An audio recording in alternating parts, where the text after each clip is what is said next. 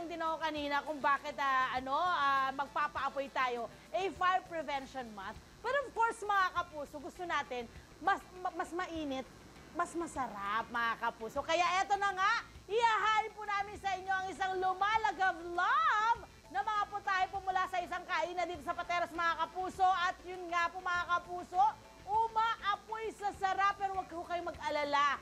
Safe po ito. Safe po din yung kusina nila, mga kapuso. Social yung kanilang kusina para po sa ganitong klaseng mga putahe. At ihanda nyo na po ang inyong mga ballpen or papel or kahit yung mga cellphone po, video ninyo at tutukan nyo na po ang inyong mga TV monitor para po makita ninyo paano ginagawa itong isang kanilang dish na ang tawag ay Mount Fuji Flaming Meat Mix. Perfect! Ituturo po sa atin yan ang may-ari ng restaurant na ito si Sir Jerome Mercado. Jerome, good morning! Good morning po. Jerome, ang bata ni Jerome, no? Pero negosyante na. Okay, Jerome, ituro mo naman sa amin paano itong Mount Fuji na ito. Yes, ma'am. Ano Bali, munang gagawin mo?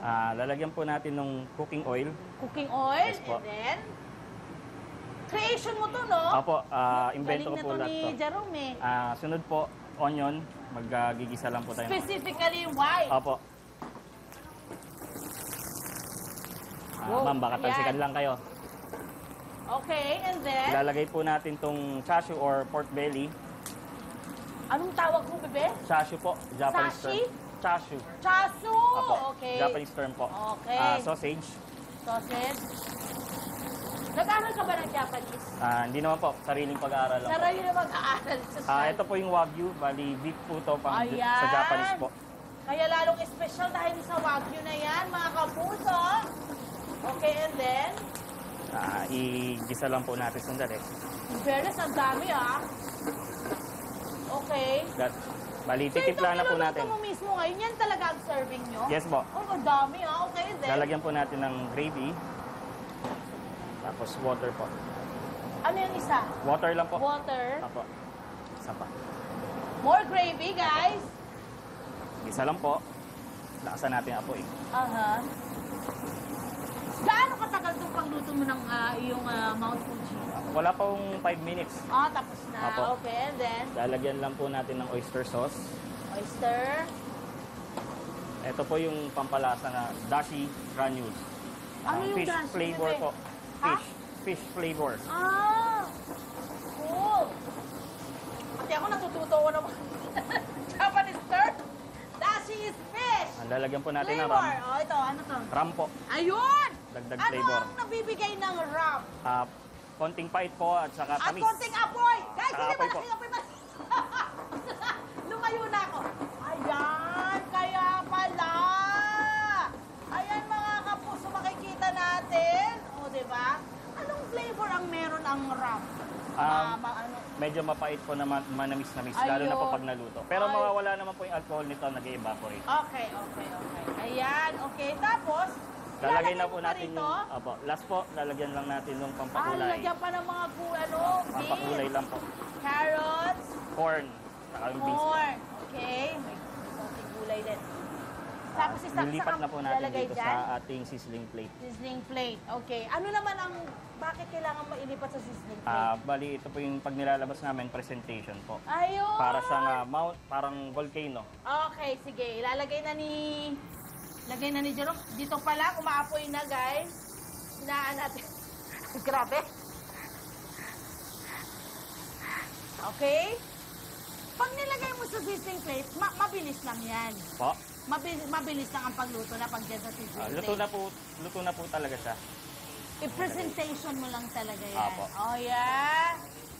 Okay, tapos, ang cute ng kanilang, anong tawag dito? Takip?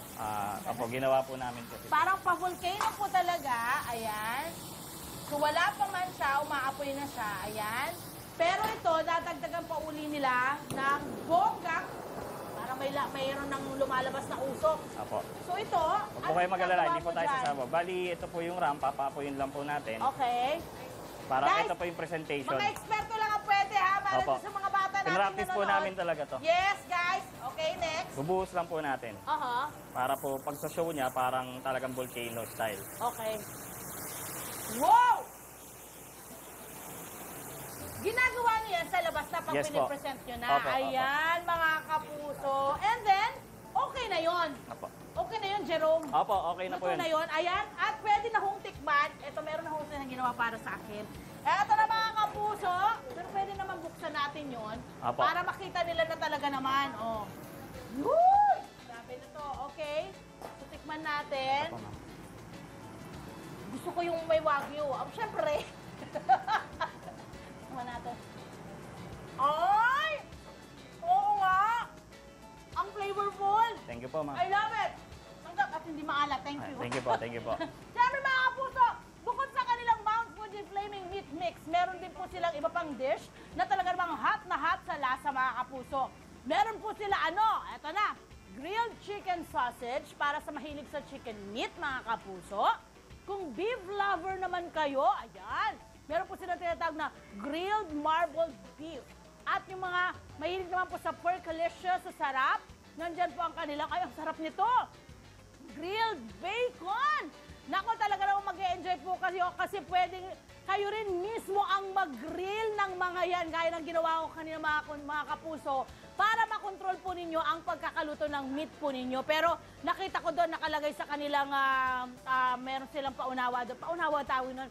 May nakalagay sila doon, reminder na mas maganda raw na hindi masyadong lutong-luto yung karne para makuha nyo raw yung napakasarap na flavor ng meat. Sa presyo naman po mga kapuso, hindi po kayo pagpapawisan dahil abot kaya. Sobra! Nagsisimula po ang kanilang price sa 88 pesos hanggang 180 pesos lang. Ang pinakamahal ito na, yung kanilang 230 pesos. Pero my gosh, ang dami naman pong laman yan mga kapuso. Nako! Nasarapan ka na, hindi pa mapuputas ang bulsa mo. I love it! Mamaya mga kapuso, marami pa pong umaapoy sa sarap ang aming ipapakita sa inyo at ipatitikim sa inyo mga kapuso. Tumutok lang po kayo sa inyong pambansang morning show kasama ang inyong Eat Well sa umaga. Dito lang po yan